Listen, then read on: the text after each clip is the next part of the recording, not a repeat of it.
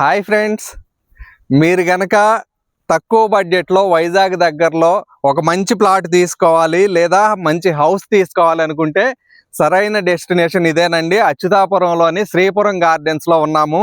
చూస్తున్నారు కదా, ఏ ప్లాట్కి ఆ ప్లాట్ బోర్డింగ్. అదేవిధంగా ఇక్కడ కొనుక్కున్న వాళ్ళందరూ కూడా చక్కగా హౌసింగ్, అపార్ట్మెంట్స్, విల్లాస్ ఇట్లా కట్టుకుని మంచి రెసిడెన్షియల్ ఏరియాగా డెవలప్ అయి ఉన్న లొకేషను.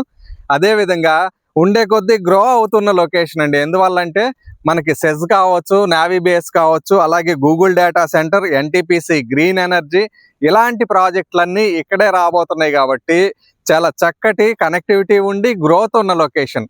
అదేవిధంగా ఎంప్లాయ్మెంట్ కూడా చాలా హ్యూజ్గా ఉంది కాబట్టి ఇక్కడ రెంటల్ డిమాండ్ కూడా చాలా ఎక్కువగా ఉందండి.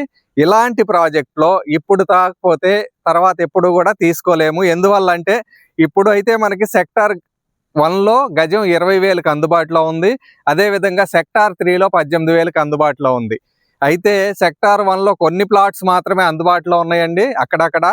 అయితే సెక్టార్ 3లో కొన్ని అందుబాటులో ఉన్నాయి. అక్కడ వచ్చేటప్పటికి మనకి 90 గజాలు 135 గజాల్లో అందుబాటులో ఉన్నాయి కాబట్టి ఒక 16 లక్షలు 17 లక్షల బడ్జెట్ వాళ్ళు కూడా చక్కగా తీసుకోవచ్చు.